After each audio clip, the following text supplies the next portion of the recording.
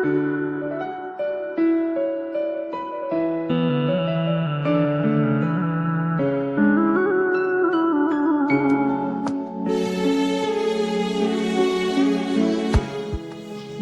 Kuldasheva Marguba Habibullayevna Bakin обласындағы Лелек районының Разақов шаарындағы Иссиккол урту мектебинин башталгыч класстын мугалими болуп 25 жылдан бери эмгектенем.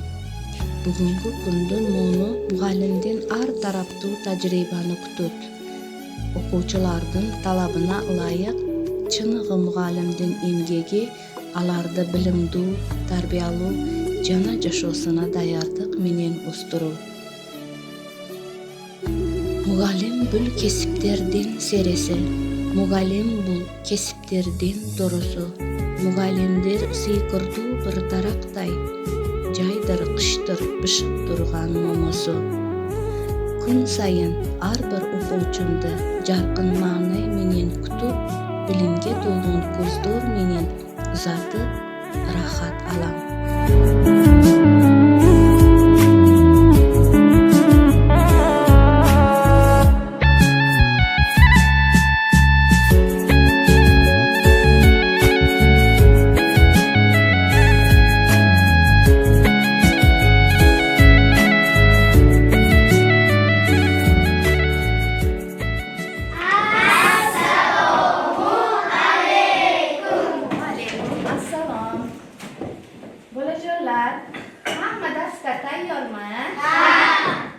Darsni boshlashdan oldin hammamiz bir-birimizga yaxshi kayfiyat tilab darsimizni boshlaymiz.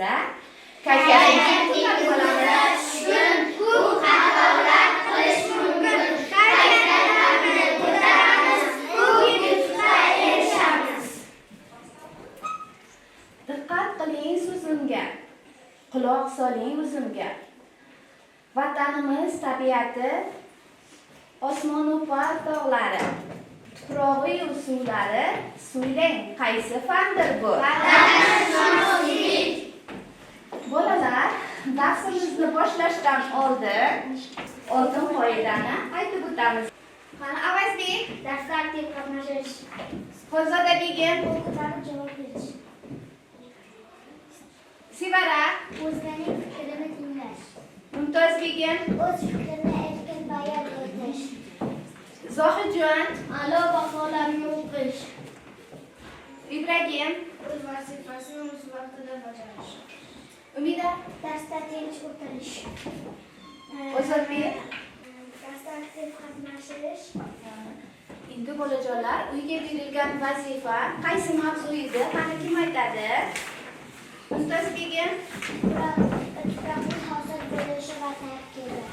tuproqning hosil bo'lishi va tarkibini o'tgan edik. O'tgan darsga hamma darsga tayyormi? Endi darsga tayyor bo'lsangiz, hozir ekranga hammamiz diqqatimizni qaratamiz. Qarang. Savol-javoblar bor. Savollarga javob berishdan oldin men sizni baholab boraman. Darsga yaxshi qatnashgan o'quvchiga bittadan quyosh berib boraman, o'rta javob bergan o'quvchiga bittadan bulut berib boraman. Endi hozir barabandagi savollarga javob beramiz.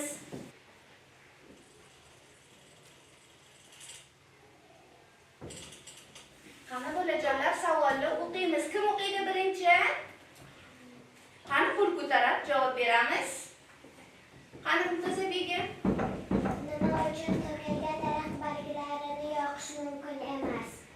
Nima uchun to'kilgan daraxtlar barglari turli zararli moddalar tarqalishi mumkin. Yana yerni hosildorligiga nima qilishi mumkin? Pasaytiradi va havoni bulg'aydi. Juda ham to'g'ri. Yashasin Mumtoza begim. Keyingi savolga o'tamiz.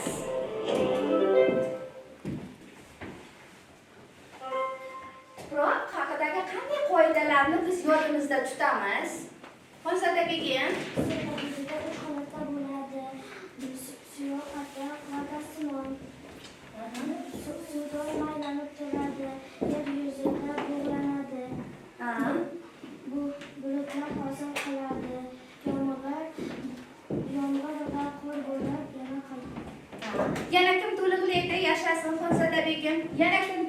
endi tuproq haqida qanday qoidalarga rioya qilamiz? Ozodbek. Bizning mamlakatimizda tuprog'i bo'z tuproq, o'simliklar o'z ildizlari bilan tuproqni mustahkamlaydi va yo'lni ketishda shamoldan saqlaydi. Judayam to'g'ri. Keyingi savolga o'tamiz.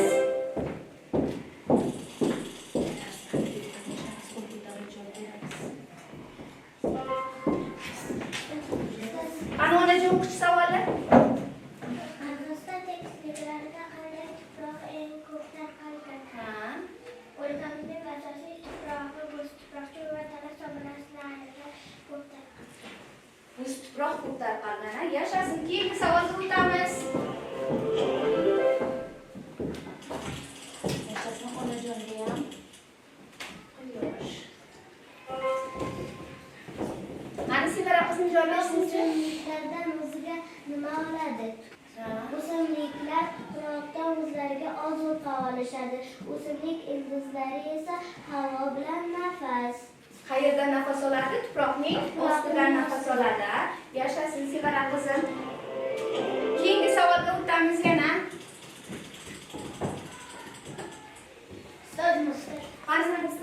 Zohidjon javob bersin.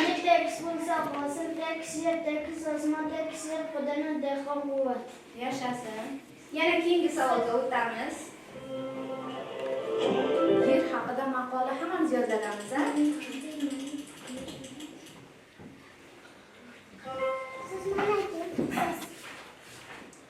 Qani Parvina? Tuproq qanday hosil bo'ladi? Eng unumli tuproq Yana tuproq qanday hosil bo'ladi? Yana nimalardan hosil bo'lishi mumkin? Qani kim mushtari to'liqlaydi? tuproqqa asta-sekin Parvina, senga bilib beraman. Javobingiz ham to'liq bo'lmay qoldi.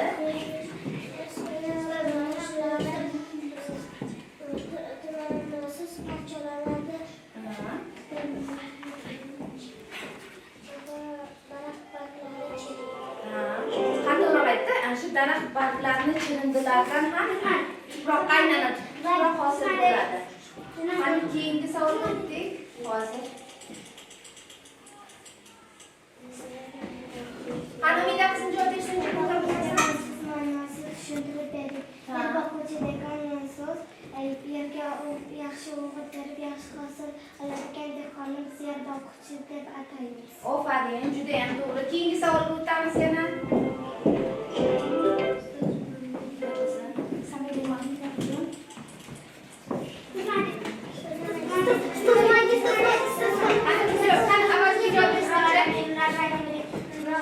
Mana tuproq organizmlari Juvardan ko'z chiqqan, qo'rqo'nizqalar yana daraxt sichqonlari degan ular qayerda yashaydi? ham tuproq organizmlarda yashaydi.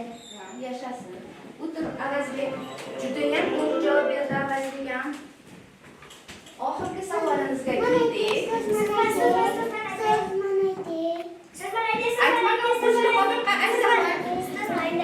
Tuproq hosildan va unumli tuproq hisoblanadi. Eng unumli tuproq qora tuproq. Qora tuproqning eng qisqa qatlami 1 yoki 3 metrgacha qalinlikda bo'ladi. Judayam to'g'ri. Siz uyga vazifaga yaxshi tayyorlanib kelsiz. Endi bolajonlar, biz tuproqning hosil bo'lishi, tuproqning tarkibi haqida ma'lumot oldik. Endi tuproq bilan birga bizga yana nima muhim bolajonlar? Tuproq kerak. Tuproqdan hosil ekin yaxshi bo'lishi uchun, butun mavjudot tirik organizmlar yashashi uchun yana nima kerak? Kerak bo'lar har damda, har lahza-yu har onda uni ichmoq kerakdir. Obi hayot demak. Bolajonlar, suv. Demak, tuproq bilan suv bir-biri bilan nima ekan? Bog'liq ekan. Demak, bugun o'tadigan mavzumiz suv va uning xususiyatlari, tabiatda suvning aylanishini o'tar ekanmiz. Endi bolajonlar, bugun biz yangi mavzuni o'tishdan oldin birinchi darsimizni maqsadi bilan tanishib chiqamiz. O'quvchilar suv va uning xususiyatlari, tabiatda suvning aylanishi haqida ma'lumot oladi va o'rganadi. suvning xususiyatlari bilan jonivorlar va inson hayotida ekologik toza suv ahamiyati bilan tanishadi. O'quvchilar, ya'ni siz suvga tejamkorlik bilan muomalada bo'lishni o'rganamiz. Kutiluvchi natija: o'quvchilar tabiatda suvning almashinuvi tushunchalarini aytadi. Tabiat uchun suvning ahamiyatini aytamiz. Yana o'quvchilar mantiqiy fikr yuritishni, tasavvurni, kuzatuvchanlikni biladi. Endi bolajonlar, qarang, biz qaysi planetada yashaymiz bolalar? Yer planetasida yashaymiz. Yer planetasi qanday shaklda bolajonlar? Dumaloq shaklda. Endi qarang, mana globusga qarang, yer dumaloq shaklda. Mana bu ko'k rangda bu nima ko'rsatilgan bilasizmi? Suv ko'rsatilgan. Mana bu sariq, yashil rangdagi bu quruqliklar, mana bu ko'k bilan ko'rsatilganlar bu suv ekan. Demak, sayyoramizning eng katta qismini suv egallagan ekan. Okean suvlari, daryolar, dengizlar, botqoqliklar, mana shu daryo, dengiz, botqoqliklar bu suvlar tabiiy suvlarga kiradi. Endi sun'iy suvlarimiz ham bor. Sun'iy suvlarga insonlar tomonidan masalan kanallar quriladi, suv omborlari, suv havzalari, katta yerlarni sug'orish uchun katta suv omborlari quriladi. Ana shu suvlar sun'iy suvlar ekan. Mana bu okean dengizlarimiz nima ekan? Tabiiy suvlarga kirar ekan, bolajonlar. Endi qarang, suv har bir tirik organizmning tarkibida suv bo'lar ekan. O'simliklar ham, jonivorlar ham, butun tirik mavjudot suvsiz yashay olmar ekan. Bolajonlar, har kuni biz suv ichib, suv iste'mol qilishimiz kerak ekan. Katta kishilar bir kunga 2 litrgacha suv iste'mol qilishlari kerak. Chunki suv odam organizmidagi nimalarni, mikroblarni yuvib chiqib ketadi. Suv yer yuzidagi eng katta boylik hisoblanadi. Endi bolajonlar, ekranga yana e'tibor beramiz. Yer yuzasida har bir tirik organizm uchun suvning ahamiyati beqiyos. Hech qaysi organizm suvsiz yashay olmaydi. Shunday ekan, suvning davriy aylanishi ham biz uchun katta ahamiyatga ega. Demak, hozir suvning davriy aylanishi, ya'ni suvning siklini o'rganishni boshlaymiz. Bu ishni esa okean suvlariga e'tibor berishdan boshlaymiz. Demak, mana bu tasavvur qilamiz, okean, ya'ni suv havzasi. Okean yuzasiga alohida e'tibor beramiz. Ayni mana shu nuqtada, chunki suv bug'lanishi amalga oshadi. Albatta, bu joyda harorat past bo'lsa ham, yuqori bo'lsa ham suv bug'lanishi amalga oshadi. Shunchaki harorat qanchalik issiq bo'lsa, suvning bug'lanishi ham shunchalik kuchayadi. Suvning bug'lanishi o'zi nima? Suyuq holatdagi suv molekulolari gaz holatiga o'tib, alohida bo'lib atmosferaga ajralib chiqib ketishi bu bug'lanish jarayoni. Gaz holatiga o'tgan suv molekulolari suv bug'lari deyiladi. Suv bug'i. Mana shunday atmosferaga ajralib chiqqan suv bug'lari qizigan havo bilan birgalikda, ya'ni quyosh yerni isitishi natijasida havo isiydi. Mana shu havo qizishi natijasida suv bug'lari yuqoriga ko'tariladi. Yuqoriga ko'tarilgan sari bilamiz, harorat pasayadi. Harorat pasaygan sari suv bug'lari sekin-astalik bilan chang zarrachalari atroflarini egallab, kondensatlanishni boshlaydi. Ya'ni yana suyuq holatga o'ta boshlaydi. Suyuq holatga o'tayotgan va chang zarralari bilan aralashgan suv bug'lari sekin-astalik bilan bulutlarni hosil qila boshlaydi. Demak, bulutlar aslida suv tomchilaridan iborat. Ya'ni kondensatlangan suv tomchilari. Bu holatidan yana qaytadan suyuq holatga o'tgan suv tomchilari chang zarrachalari bilan yig'ilib bulutlarni hosil qiladi. Bulutlar ma'lum bir haroratda yoki ma'lum bir sharoitda yana yog'ingarchilikni amalga oshirishi mumkin. Bu holatda agar harorat haddan tashqari past bo'ladigan bo'lsa, bu joyda muz kristallari ham hosil bo'lishi mumkin. Demak, yog'ingarchilik amalga oshadi. Bulutlardan yomg'ir yog'adi yoki havo juda ham sovuq bo'lsa, qor yog'adi. Bu esa o'z navbatida mana shu joyda yig'ilgan suv tomchilarini yana qaytadan yer yuzasiga tushishini ta'minlaydi. Mana shu joyda suv. Endi bolajonlar qarang. Mana ekranda ko'rdingizlar, suv muntazam nima qilar ekan? Aylanib turar ekan, a? Mana suv bug' bo'lib nimaga ko'tariladi? Osmonga ko'tariladi. Qarang, suvning bug'lanishi tabiatning 4 tala faslida ham davom etadi. Faqat issiqda yoz faslida emas, 4 tala faslda ham suv bug'lanib osmonga ko'tarilib, osmonda nima paydo bo'lar ekan? Bulutlar paydo bo'lar ekan. Bulutlarda asta-sekin bug'lar ko'payib, bulut og'irlashib, yana u nimaga aylanar ekan? Yomg'irga aylanib, yana qayta tushar ekan. Endi qarang, yomg'irga aylanib, nafaqat yomg'ir, balki qor bo'lib ham yerga tushadi suv bug'lari. Qish faslida ular qor bo'lib nima qiladi? Yerga tushadi. Masalan, suv havzalariga tushadi, suv havzalariga, okean daryolarga tushib, suvlar ko'payadi. Nafaqat suvga, balki quruqliklarga, yerga ham tushadi. Shunda tuproq nima qiladi? Suvni, yomg'irlarni shimib oladi. Endi qarang, suvlar yana qayerda bor? Yer ostida ham bor. Yer ostidagi suvlarga nimalar kiradi, bolajonlar? Quduq suvlari mana shu yer osti suvlariga kiradi. Endi suvning xususiyatlariga kelsak, suvning xususiyatlari 3 xil bo'ladi.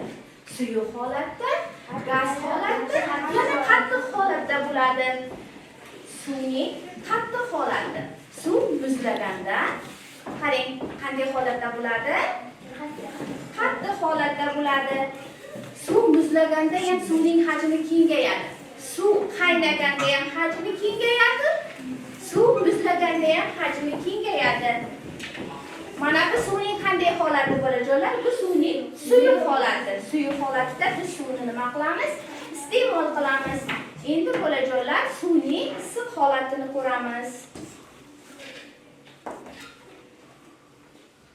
Mana suvning issiq holatida suv nima qiladi? Bug'lanib turadi. Suv bug'lanib turadi. Suv rangsiz, tiniq, shaffof, oqova suvlardir. Endi qarang, qor parchalari qanday hosil bo'ladi? Qor parchalari eng balanddagi bulutlarda paydo bo'ladi. Mayda muz zarrachalari bir-biri bilan birikib, muzliklar hosil qilib va mana bunday qor parchalariga aylanib yerga tushadi. Endi bolajonlar, hozir biz suvning tabiatda aylanishini kitobimizda qaraymiz. Ana shuni doskada tasvirlab beramiz.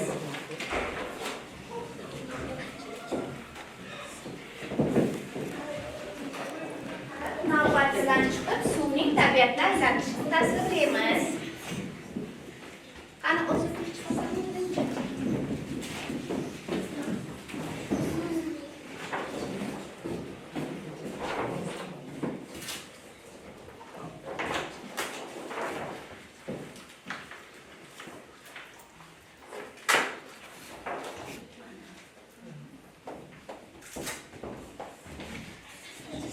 biz birinchi suvni tasvirladik. Endi mushtariy chiqsin-chi.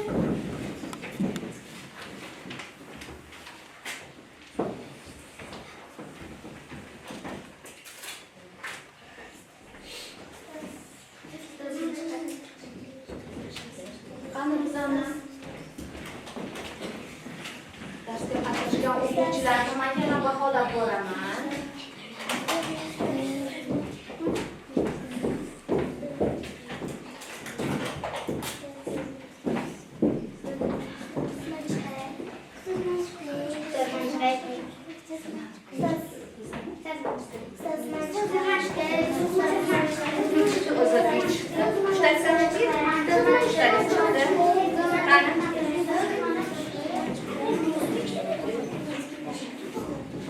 Pagi o'tirib turib, sinov bilan chiqamiz, tartibni saqlaymiz.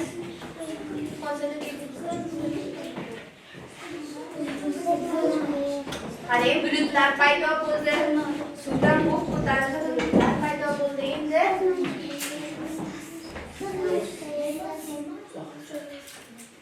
ko'rib Ko'taramiz. Toza.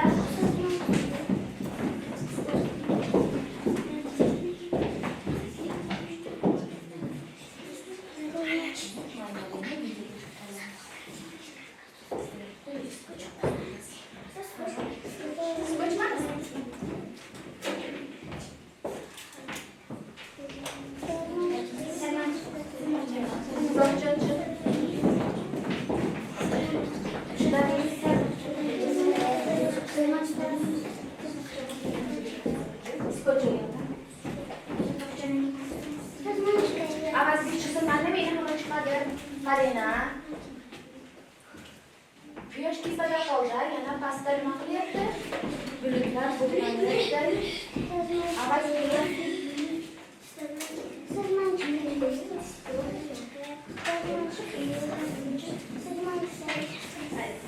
Aziza, Fatina ham chiqsin.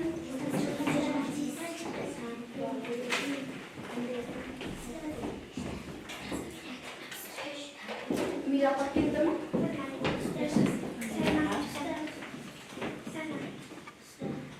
Yashasin. Nimalarga aylandi bulutdan?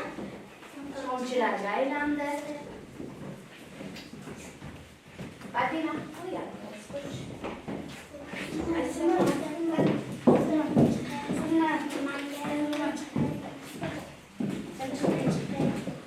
Avazga chiqdingmi? Onajon chiqsin. Mana qarang, qizim.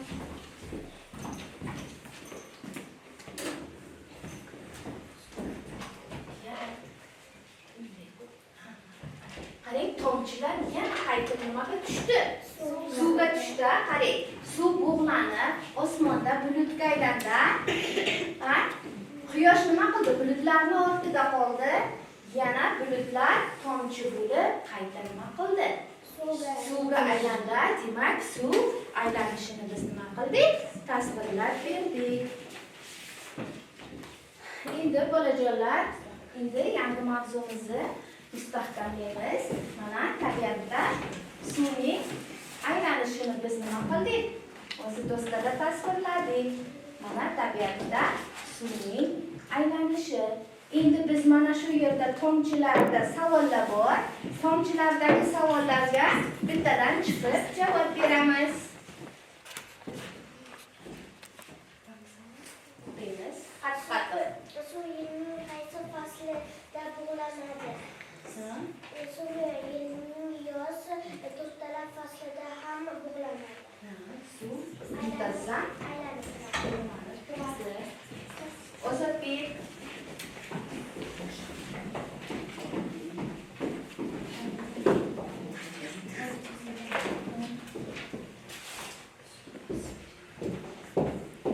Suv qanday holatda bo'ladi? Suv uch holatda bo'ladi. Qattiq, suyuq va gaz holatda. Yashasin. Qani Sevara chiqsin.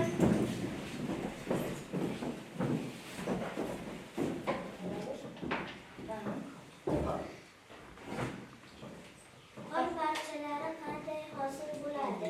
Qor parchalari Balanddagi eng balanddagi bulutlarida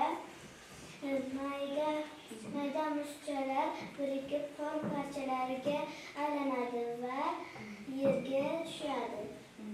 Qor suvning qattiq holatimi yoki suyuq holatimi? Qattiq. Qattiq holati juda ham to'g'ri Sevara. Qani avazga chiqsin. Qo'g'allar ham.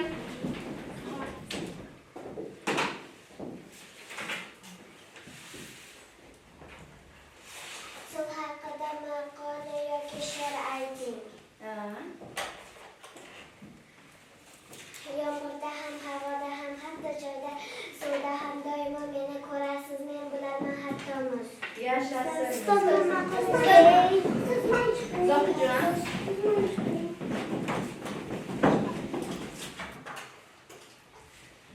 Qachon yomg'irdan keyin kulmak tez qilmaydi Yozdan, kuzdan.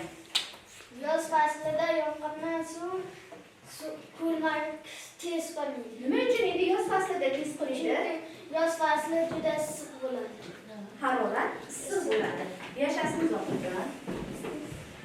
Qani Muhammad elchisi? Tepadan o'tganchi Muhammad. Yana kim qatnashgan bo'lsa omadli salam. Uning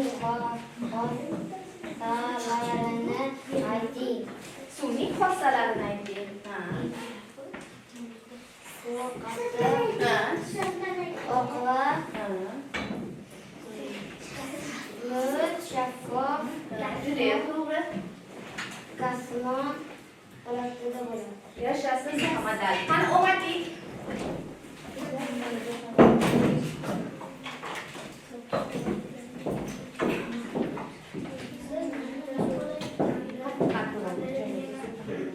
Cho'nada suv qaynaganda nima sababdan Omadli o'zi javob beradi. Omadli nima uchun qaynaganda bug'ga aylanadi? Muhammad Ali yordam beradi. kengayadi? Suvning hajmi kengayadi. Suvning hajmi yana qachon kengayadi? Muzlaganda ham kengayadi. Judayam to'g'ri. O'tir Omadli. Omadli. Ruzana chiqsa, oxirgi savolga Ruzana javob bersin.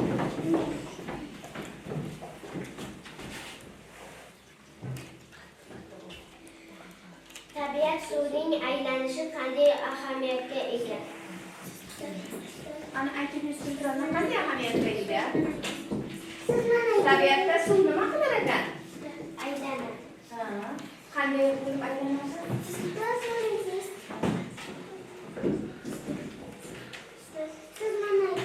Siz yordam berasiz. Qani o'sha joyga qo'yishsinchi? Suv doimo aylanib turadi. Yer yuzidagi bug'lanadi. Bulutlarda hosil qiladi. Yomg'ir va qor bo'lib yerga qaytib tushadi. Yana yerga qaytib tushadi. Yashasin onajon. Ruzanna to'g'ri javob bermadi. Ruzannaga bitta pul, onajonga bitta yulduz beraman.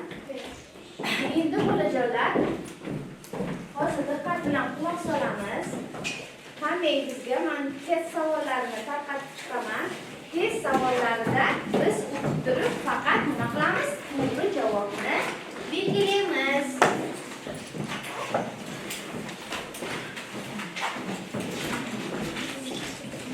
Qalamlarimizni olamiz.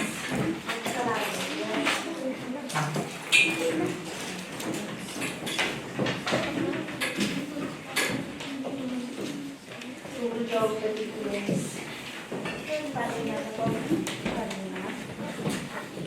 Test savollarini bildirishingiz uchun sizga 3 minut vaqt beraman.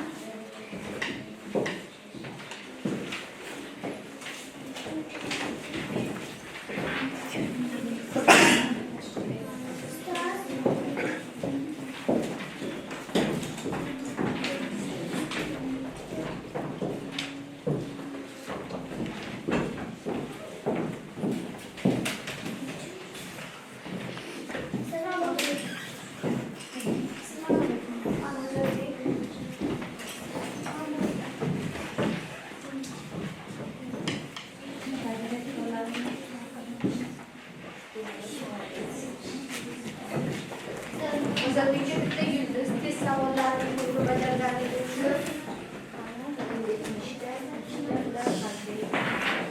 darsga hammamiz olamiz joyimizda. Bo'ldi. Endi diqqat bilan quloq solamiz. Hammamiz ekranga qaraymiz.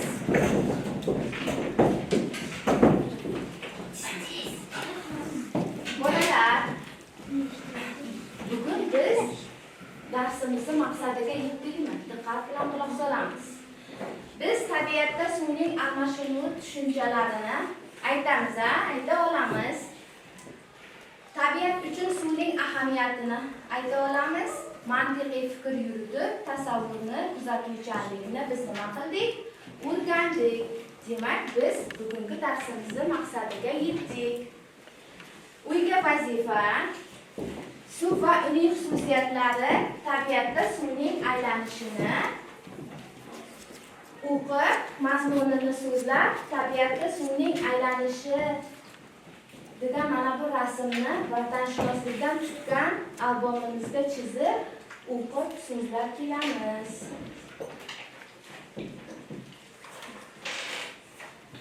Endi bolajonlar, hammangiz oldingizga quyosh va bulutlaringizni qo'ying. Men shunga qarab hisoblab sizlarni baholab chiqaman.